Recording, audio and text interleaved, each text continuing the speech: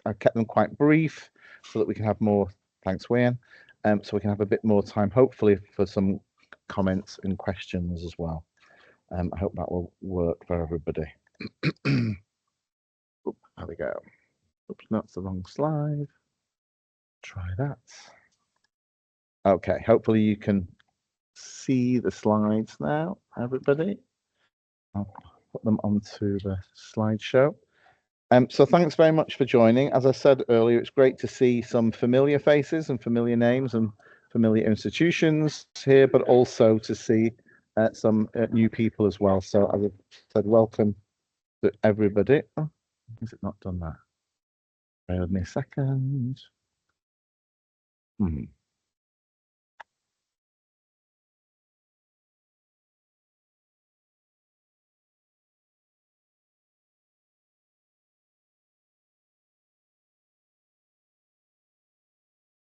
Let's try that. Okay, hopefully now you can see the slideshow. All right, I'm working across two screens, so a few technical gremlins. Yeah, so welcome, good morning, good afternoon, everybody, to our briefing session. As I said, I've got a few slides for you, but I've kept them fairly brief, so we can have some comments and questions. Time for comments and questions.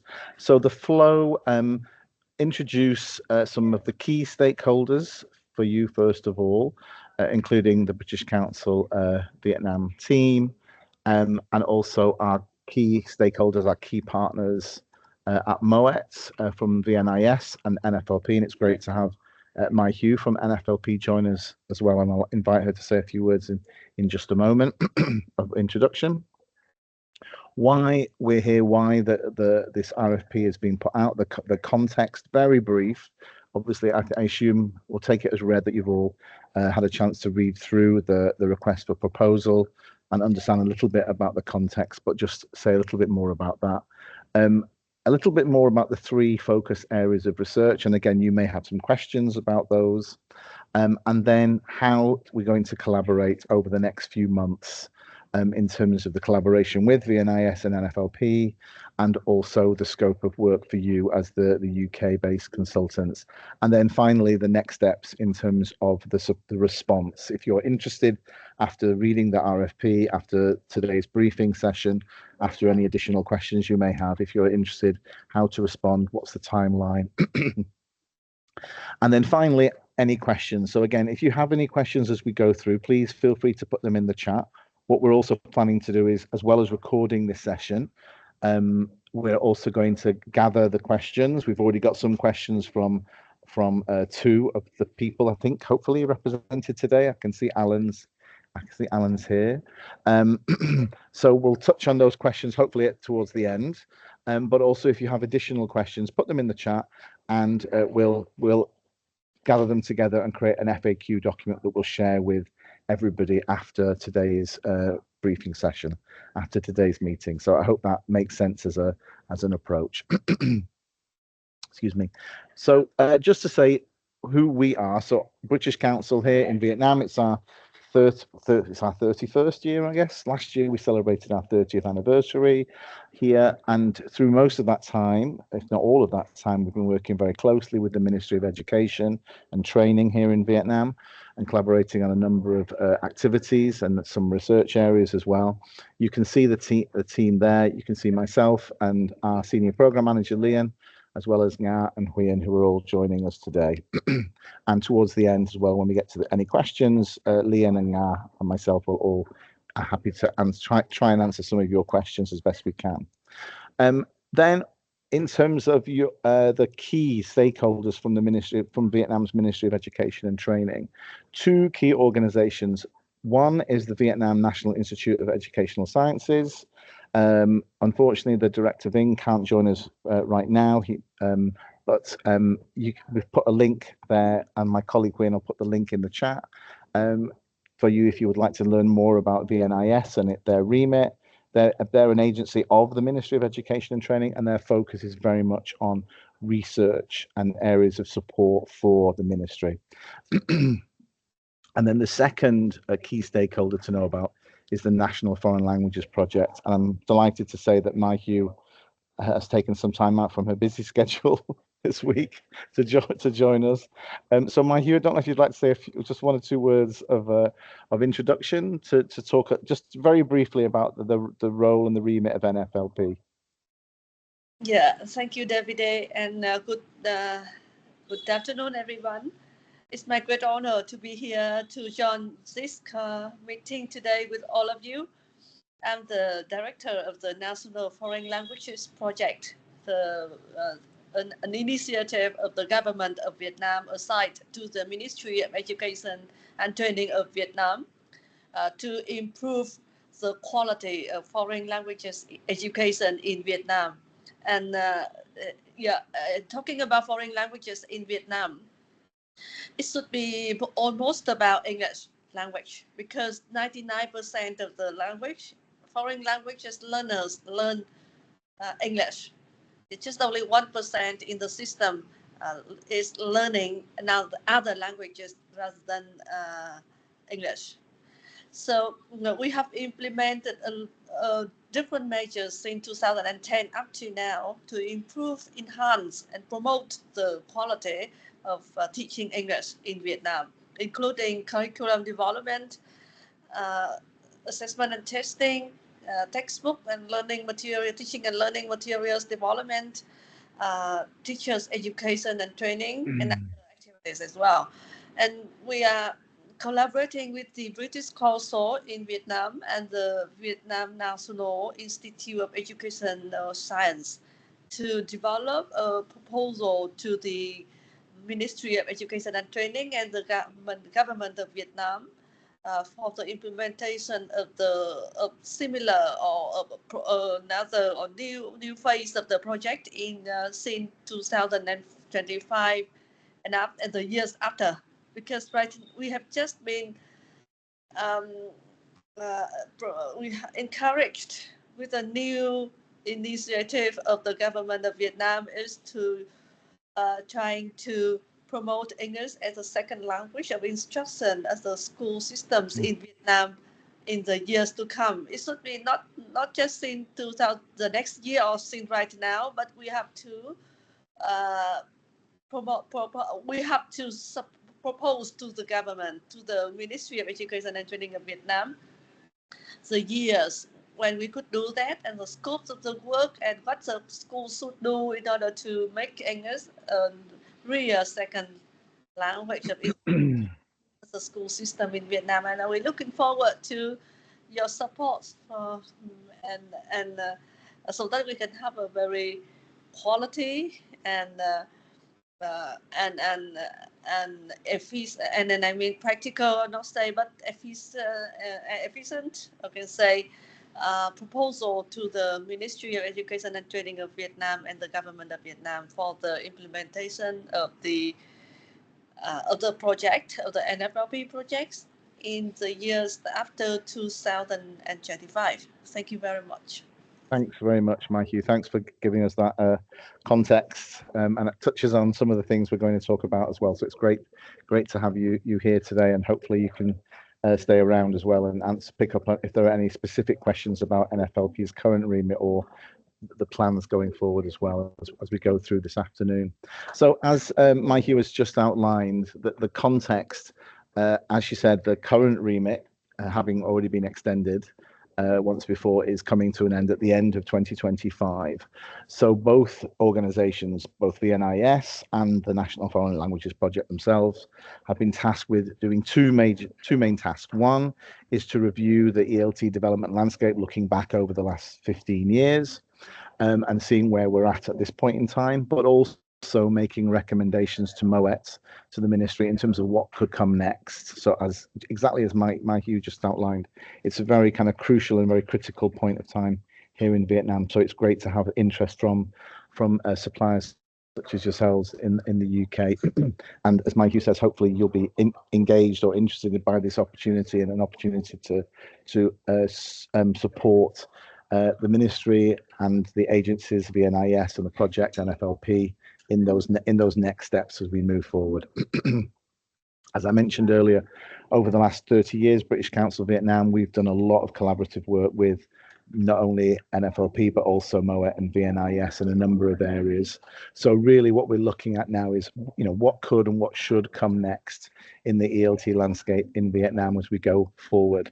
So through discussions over the last few months with the two key stakeholders, we've identified a number of areas of research, but we're really focusing on three core areas.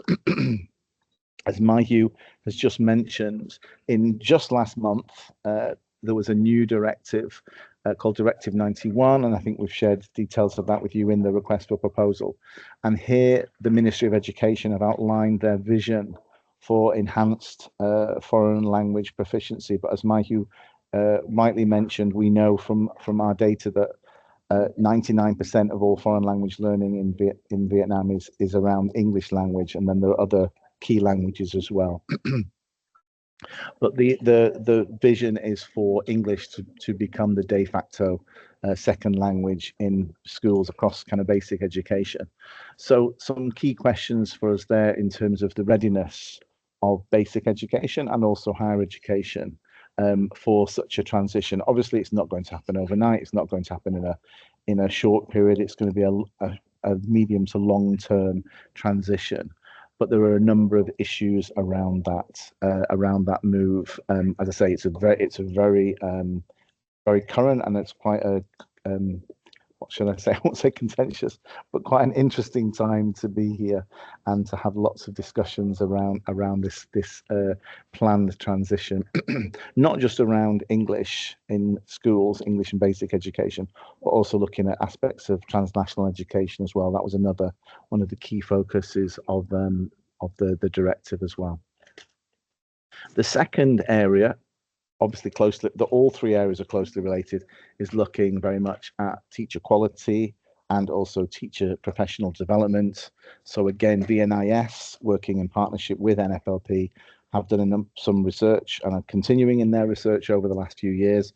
You can see on the screen there on the left hand side some of their key findings and key conclusions from their ongoing research. And this generates a number of possible research questions in terms of which areas are teachers doing well in both in terms of their language proficiency and also in terms of their pedagogy, but also which areas require further development to prepare them for the new landscape going forward. And also, how can we in Vietnam, how can the institutions in Vietnam learn as well from global research, global policy, and also best practice in terms of support for teachers and teacher development, both at pre-service and in-service level as well. And also, again, reflecting on, since 2018, we've had a new general English language, general education and English language curriculum. How is that being implemented? Again, there's research, ongoing research, not only from VNIS, but also from colleagues in ULIS, one of the universities here. NFLP, Mahu's institution, organization, work through 10 or 11 key higher education institutions.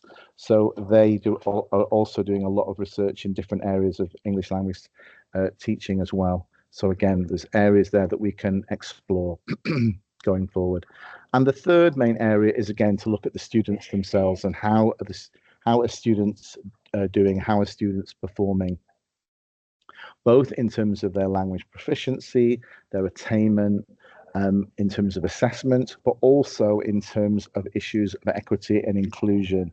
Again, we know in Vietnam that there are differences in terms of how students might be performing in some of the urban areas compared with some of the rural and mountainous and disadvantaged areas of Vietnam as well, across the 63 provinces here. So again, there's issues there that could be explored.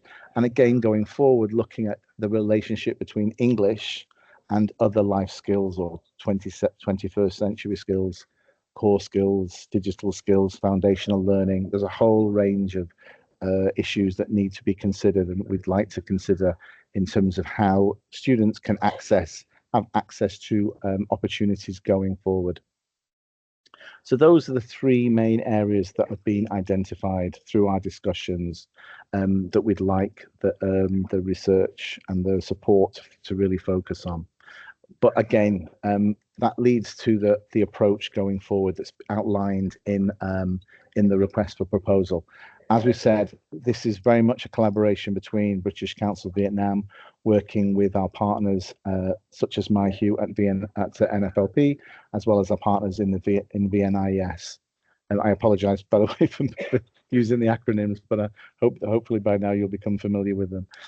So there's two main things we're in the process of agreeing. One is to establish a governance board between those three key partners to oversee this work over the next few months.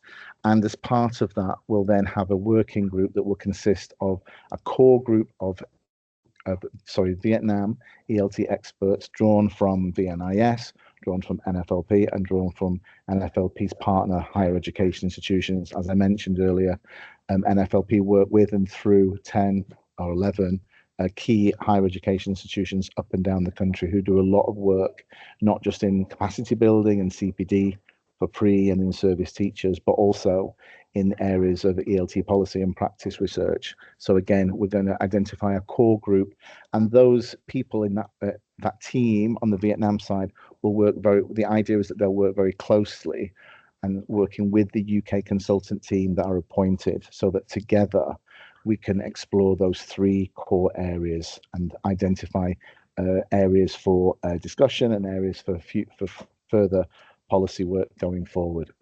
So that's the idea of the collaboration. And on the right hand side there, you can see taken from the request for proposal, the various phases over the next 4 or 5 months. So the phase that we're in now, the inception phase, it's very much the work that we're doing between the three key partners and establishing of the working group, the governance board, and putting out the request for proposal for a UK consultant team.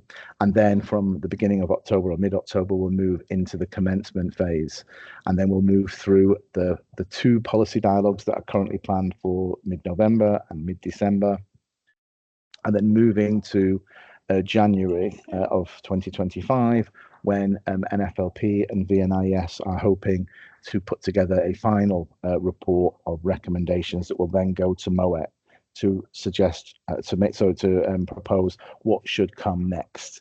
As MyHugh said earlier, the current remit comes to an end at the end of 2025. So what we're really looking at now is what should follow that in terms of supporting the future development of foreign languages more broadly, but English language in particular here in Vietnam.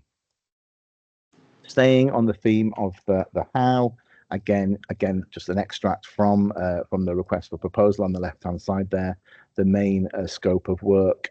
I'm not going to talk through all of that, but in terms of the project outputs, three key things there related back to that the current timeline. The first is some initial position papers for the first policy dialogue, which we hope in conjunction with NFLP and VNIS will be held with key partners and key stakeholders in probably mid-November of this year. And then through that policy dialogue exercise, there will hopefully emerge some draft recommendations that will then go through to a second policy dialogue, which will then firm up those recommendations, which NFLP and VNIS can then take forward into January 2025, and then they will then form the basis of any recommendations to the ministry themselves. Obviously, at that point, British Council and the consultants, we're still here to support NFLP and VNIS, but it is very much up to those key stakeholders. They're the stakeholders that have to actually make those final and formal recommendations to the ministry. It's not for us. That's not within our purview. So it's worth stating that and restating that. And that's a very quick run through of the main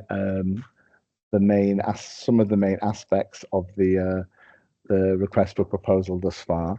In terms of the next steps, before we move on to the questions, yeah, you'll again all taken from the request for proposal. You can see there the timeline for the submission of any proposals. I think just 2 weeks from now, just shy of 2 weeks from now, on the 3rd of October. And then the contract will start by the mid or end, towards the mid or the end of October. That's the current timeline. And on the right-hand side there, you can see the breakdown of the for the supplier response for your submission, the various areas against which your proposal, your supplier response will be evaluated. So that's again just to restate that from the document itself. And that's it from me for now. But I'm happy to answer. We're happy, myself and my colleagues are happy to answer any questions from you. We have had some questions already. And I'll share those in just a moment, but I'd just like to open the floor to see if there are any initial questions from anybody before I go to some of the specific questions that we've already received. If you'd like to speak, feel free to put on your camera and speak, or if you'd like to put a question in the chat, that's also fine, or raise your hand, whatever works for you.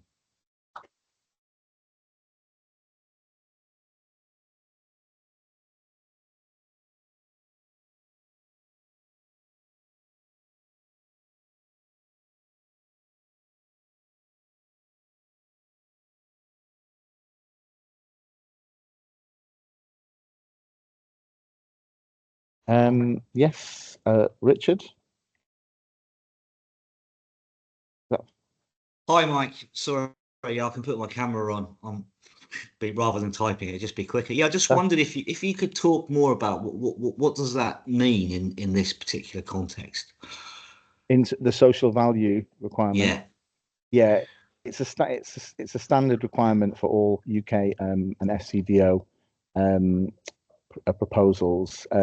Liam, can you talk a little bit more about the requirements of the social value in this context?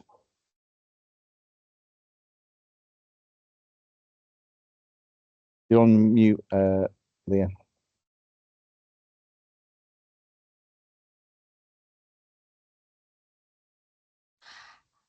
Sorry. Yes.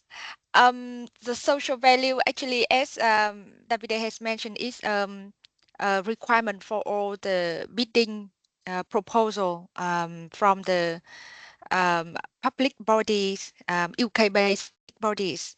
Actually, I think you need to look at the questions in the response template, because in that we also have identified quite specifically about the areas that we.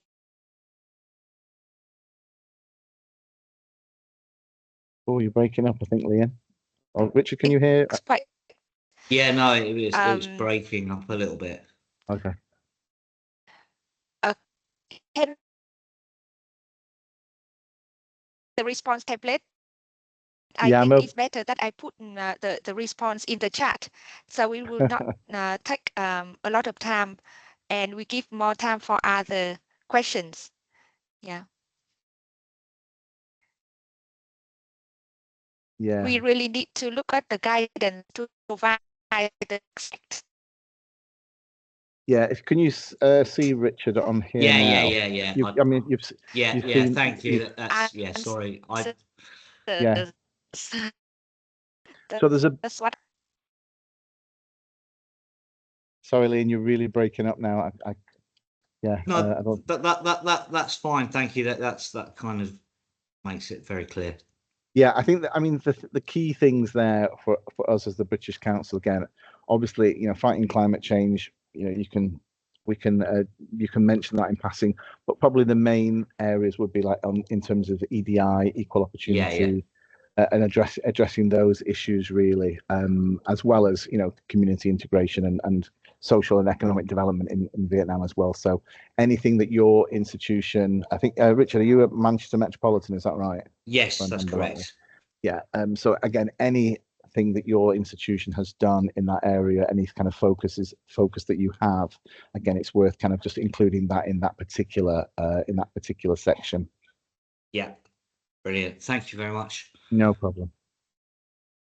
Thanks for the question.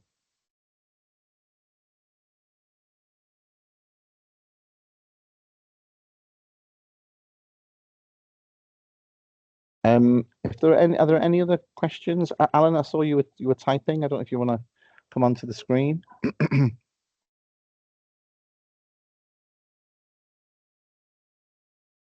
No, that's all right, David. I'll just wait for your responses to the clarification questions I submitted already. Okay. All right. Yeah, thanks. Yeah, so if there are no other questions, as Alan said, we've received a number of questions from Transform ELT, represented today by Alan McKenzie, and also from ELT Consultants, from Wendy Arnold. I can see Tang is here. I'm not sure if Wendy is here today. I can't see on the all the little squares, but anyway. So I'll go through your questions first, Alan, if that's okay. And again, great to have Lee in here and Mike Hugh as well joining. So the first question was about whether the focus is primarily on basic education or higher education of this work. Mike Hugh, would you like to pick up on that question? Yeah, the focuses of our activities right now, yeah, you're right, that more on the general education, primary and secondary education than on the higher tertiary education. However, almost all the tertiary education universities, all the universities in Vietnam are state-owned universities, so they are benefiting from the government activities as well, including the MOAD and NFLP activities. They are benefiting a lot from the activities of our project. And we, and in the near future, we still expect the same for not only the school system in Vietnam, but also the general school system, but also the universities as well. Thanks for picking up that question, Matthew. Sorry, can I have a follow-up question to that? Sure, Alan, because yeah. I just noticed in Annex 4, at the bottom of the list of references in Annex 4, you sneaked in vocational education as well. So is this looking at English across the whole of the education system, but with a focus on primary and secondary, or is there a narrower scope than that? Yes, so more focused on the primary and secondary education systems. Yeah, thank you. Thanks, Matthew. Thanks, Alan, for that and for the follow-up as well. Yeah, so the second kind of set of questions, I think, as I summarised them, was kind of looking about the availability. I think you're asking Alan about the availability of existing research, and as hopefully as we've outlined in both in the document and just now, obviously the UK consultants, whoever is appointed, won't be working in isolation, but rather will be working very much with the team of the working group team on the Vietnam side, who will be colleagues from Mike Hugh and Dr. Ving from VNAS will be appointing a small team of consultants, experts, sorry. So they again can work very closely with the UK consultants to provide and point you in the right direction in terms of the availability of existing research. Because I think later on in the fourth bullet you asked about whether most of the focus would be on desk research or where there'll be opportunities to conduct primary research. But I think, as you'll have seen, the timeline is very, very tight between now and sort of January of 2025. So it's probably going to be more around desk research and looking at what existing research is out there or ongoing, rather than conducting some primary research.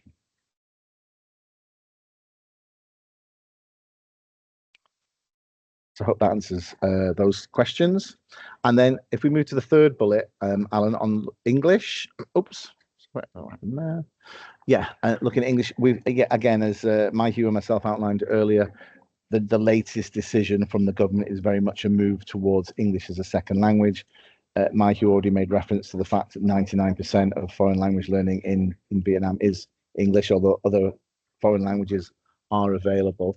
And then in terms of the British Council's position and guidance, again, I think you'll know, Alan, the British Council globally have published position papers on both English, the role of English medium education and English medium instruction, both at basic education and at higher education. So that would kind of very much guide us as well in the advice and support that we certainly on the British Council would offer to the key stakeholders as well.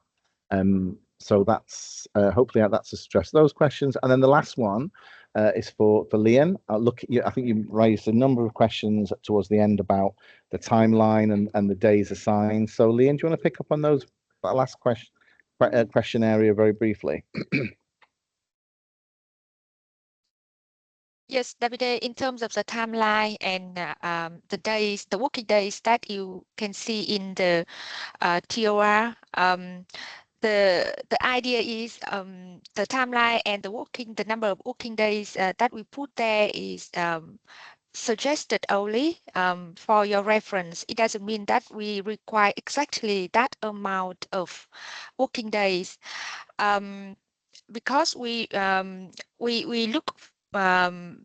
We want to look at your proposal to see how we will structure the team of the consultants. The timeline is there, but in terms of the approach and the way that you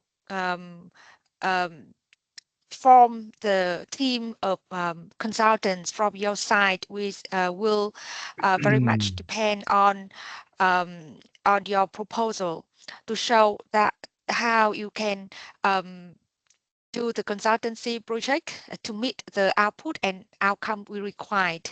That's the main thing that we will look at.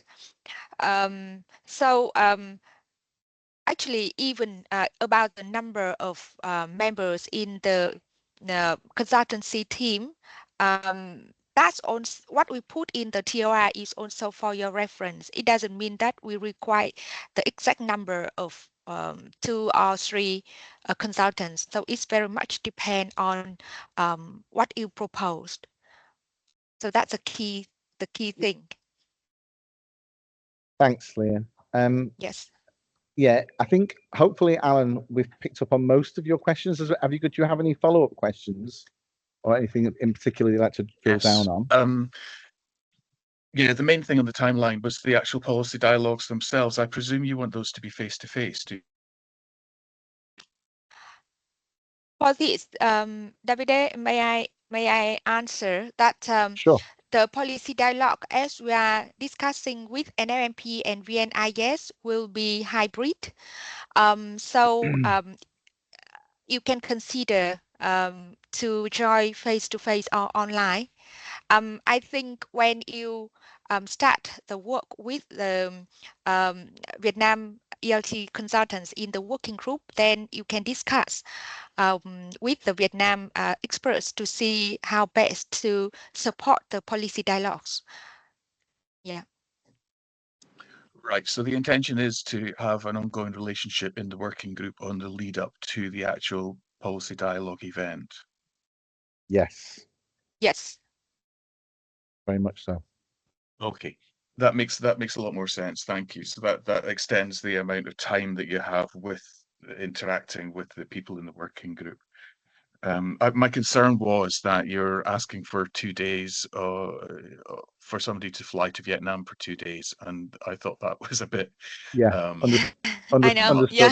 Yeah, you're quite right. Yeah. Yeah, that's a fair comment and observation, Alan. Yeah.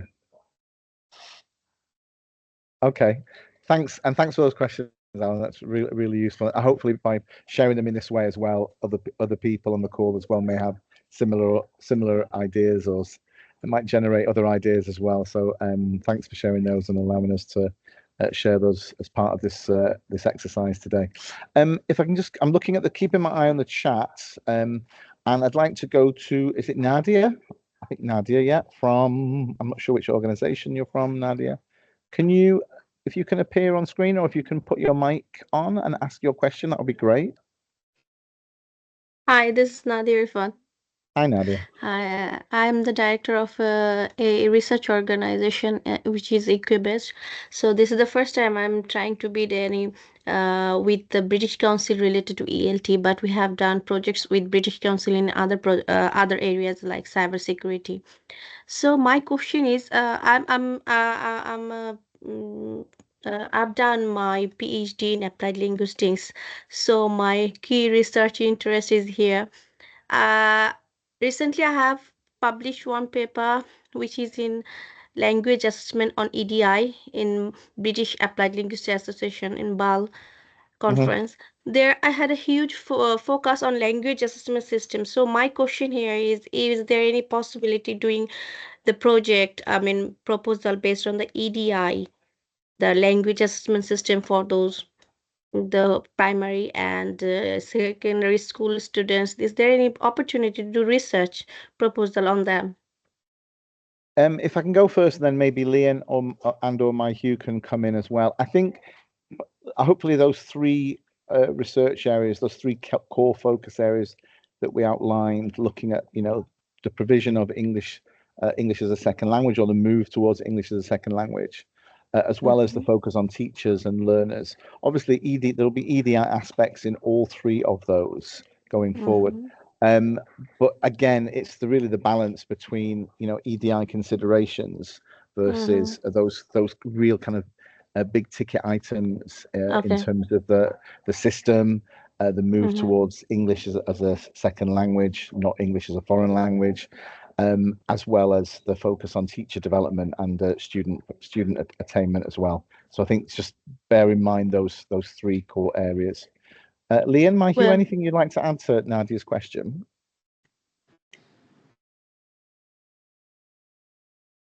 Hugh, any points you want to add? Because I have the same idea as what Davide has shared.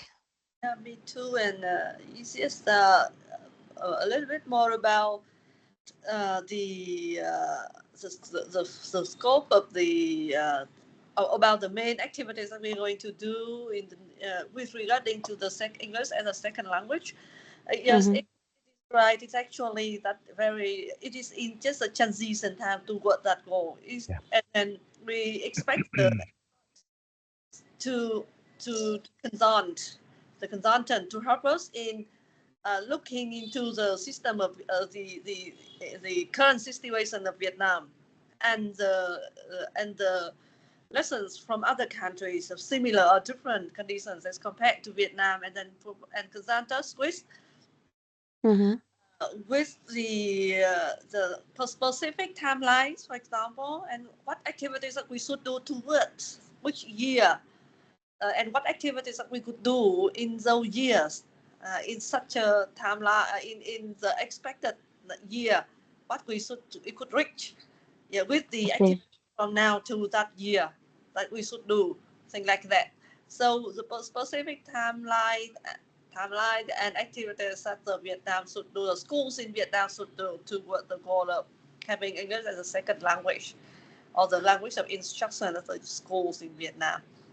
And I'm sure it's quite right that teachers play very important role in that. And also the ultimate goal is to help the learners have better English proficiency and can use English at work and then in study, in their own study of the coming levels of education after having the specific qualification of English. Yeah. Thanks, Hugh. Nadia, thanks. One more question, sorry to interrupt. Yeah, no problem. Even though being the lead of a organization, is there any opportunity or possibility of a researcher to be involved in any kind of project related to this one?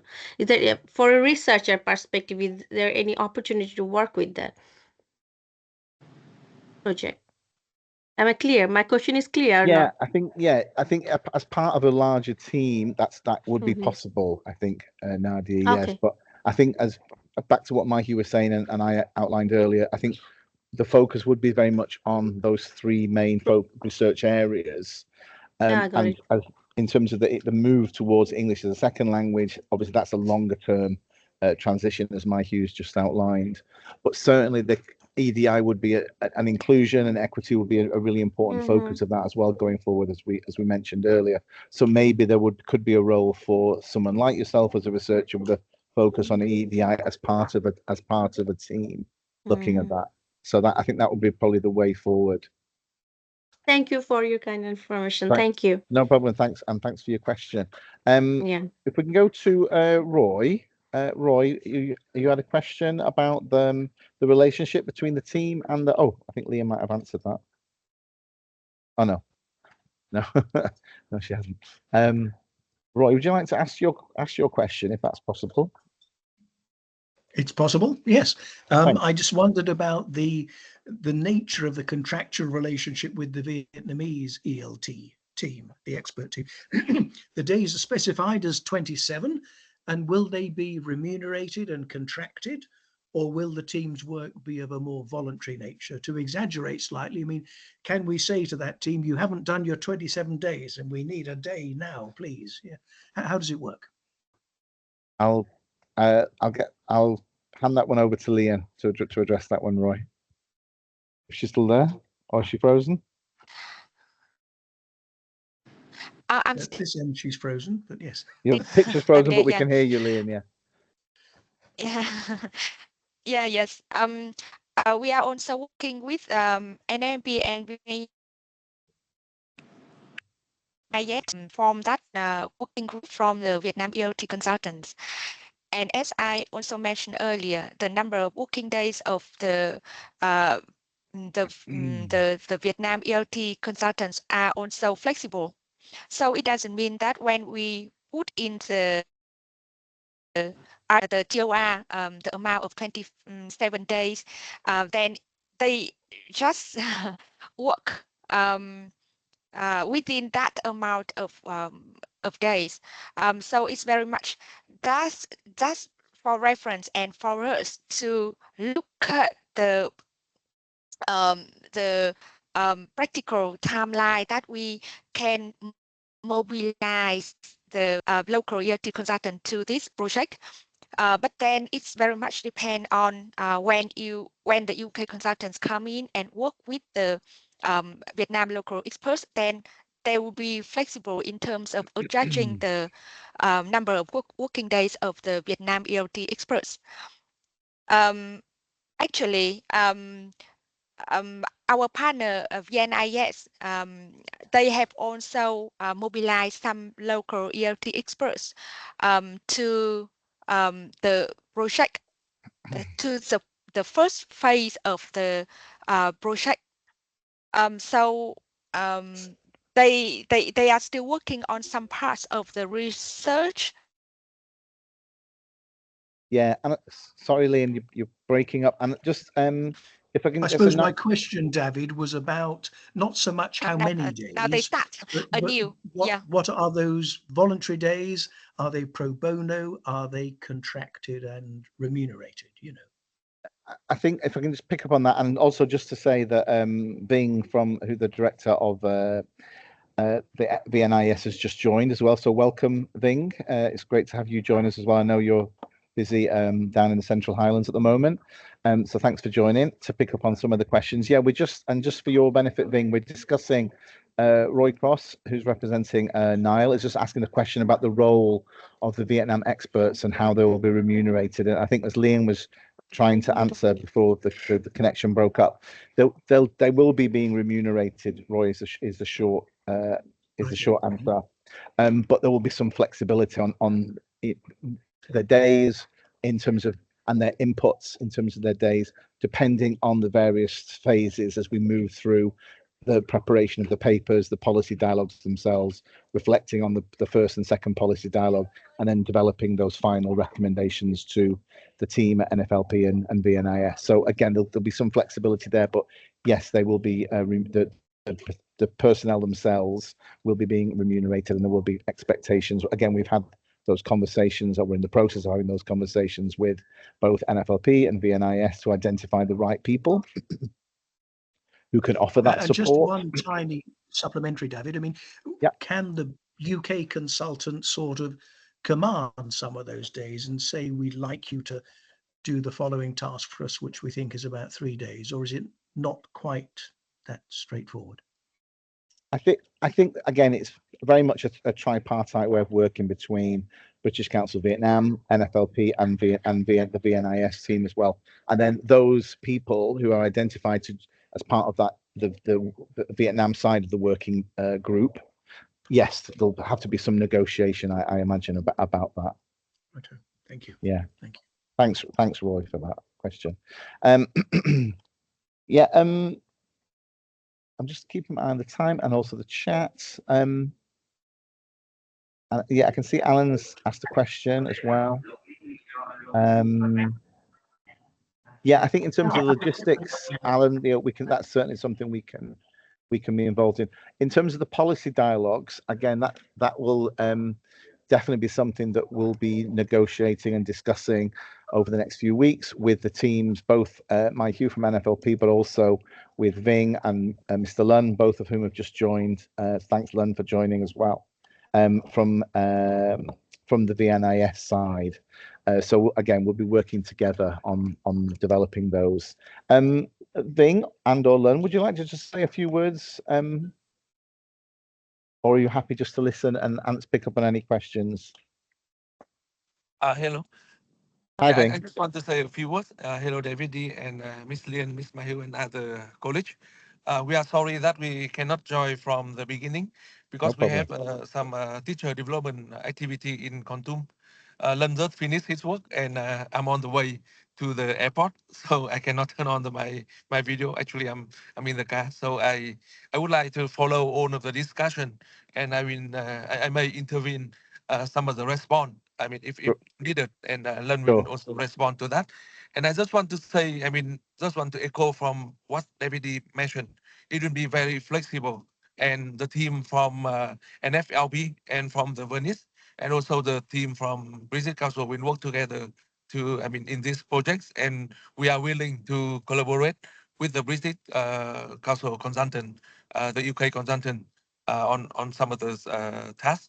I want to mention one of the things that recently a very important document has been approved by the political party about, I mean, eventually we would like to have English as the second language in school setting, and it will be very important for that. And I believe that the core topic that we identify should match well with this new document. So I think we should, I mean, start looking out for the UK consultant and start working on other project. Yeah, thank you.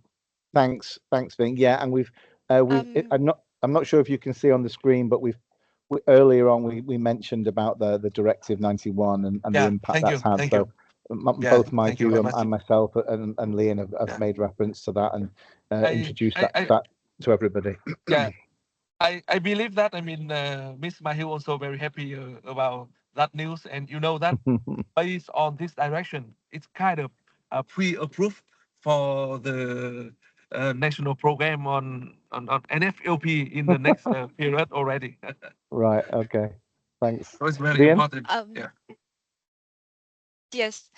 Can I also ask Ving or Lân to just briefly tell about some of your work so far that you have done to review the ELT or the work of NMMP over the past few years, and also including the independent assessment, including the data analysis and impact of NMMP that you are going to do, because I think those the findings you've got and also the work that we are doing, what I mentioned is the first part of the research that you are tasked to do, that's all linked or support the consultancy work that we are going to do. So yeah, any information that you can share, Ving or Lân? Lân, can you say about the work that we have done in the last 2 years and the preparation we are doing in this year? Yeah, good afternoon, David, and also other colleagues from BC and also Chị Mahiu as well. Yeah, thank you for I mean the information. Actually, for recent 2 or 3 years, I mean, based on the collaboration between NFLP and VNIS, we have conducted several activities, including the first one. I mean, we produced the annual report on teaching and learning of foreign languages. So which I think which was very, I think, useful report for NFLP in 2023. And this year we are going to also to design the research framework and also to have the annual report for teaching and learning ELT in 2024. That is the first, I think, collaboration between I mean 2 institutions. the second thing, last year we also really wanted to have some components of having integration science and mathematics in, teaching in English. So we have some consultancies with Britannica, and also we did have the work to have some pilots at some schools in Hanoi and in Vietnam, and we hope that we have some findings from that project to have some other of the, how should I say, suggestions for the next work.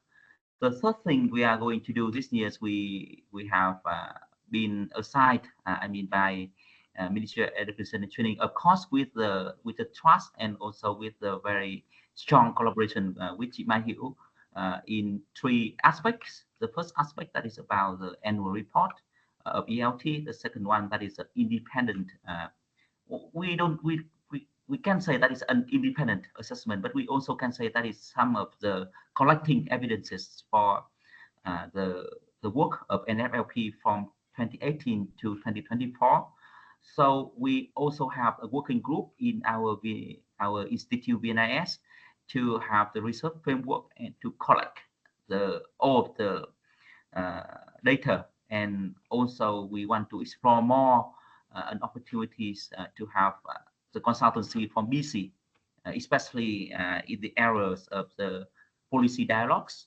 So that's why in recent few months, Jillian and also David also supported in a way of having a number of meetings and also calling on, more support from BC. So we are very happy to work with, BC and NFLP to have the better evidences for the what we say that is about the assessment for the project in the period of 2018 to 2025.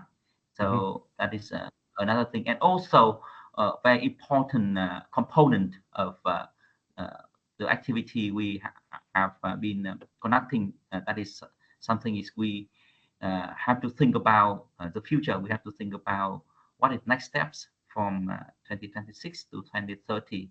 So that's why under the direction of MOET and also with the agreement from Mai Hiu and NFLP, we are going to design some of the what we say that is the framework of the program of NFLP for the next period 2026 to 2030. So there are, three separated activities. That is something in the procedures, but in fact that three components are very coherent and are very consistent, because if we want to have the ideas for the next period, we should have a very good analysis for the period of 2018 to 2024, and we also do need to have the very, very good annual report of ELT in Vietnam.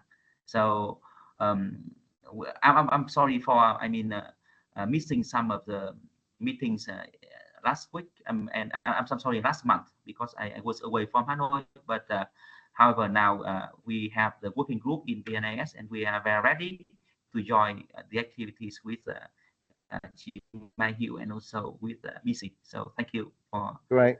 For the thanks. And also for collaboration as well. Thank you. Yeah, thanks, Len, for sharing that. And it's good. Yeah, hopefully it's good for others on the call as well who might be interested in this opportunity to understand. Again, it's great to have not only Mai Hiu here from the National Foreign Languages Project, but also yourself, Len, and Ving from VNIS, and also to hear exactly as you just outlined some of the ongoing work and some of the existing work in terms of looking back at the ELT landscape since the start of NFLP, and also looking forward. And again, that's exactly why we're putting out this opportunity at the moment, so that UK consultants can support and work closely with the VNIS working group and some key members to identify some of those areas of research going forward. And that very much goes back to what both Ving and Mai Hiu mentioned about this latest directive from the government about that move, that transition towards English as a second language in the kind of the forthcoming period, not just from 2026 to 2030, but obviously very much beyond as well. So good to hear about some of those pilots as well in that EMI space that you just outlined. There's just 2 or 3 minutes left, so just if there's any final, I'm very mindful of time. I'm sure everyone has other meetings and things to go to often on the hour. Are there any final comments or final questions that anyone would like to pick up on before I bring today's briefing session to a close?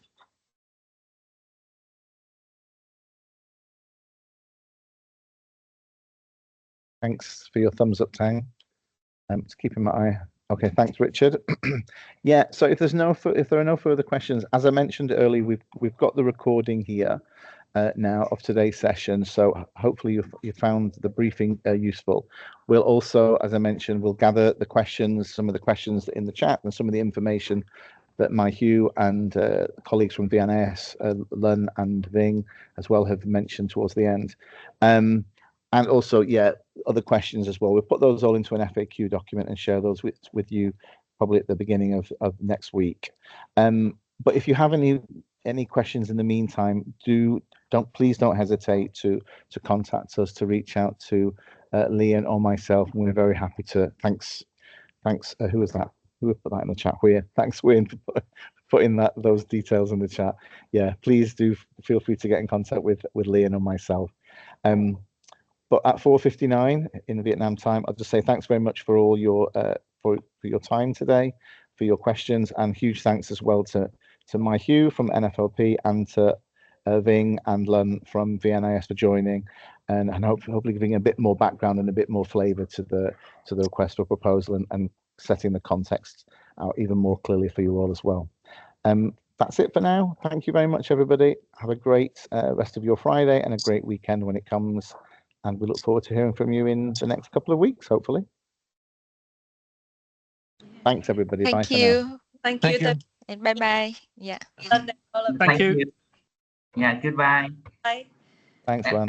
Cho chị Mai Hữu đầu tuần sớm một chút nhé. Em trao đổi thêm với chị. Okay. Okay.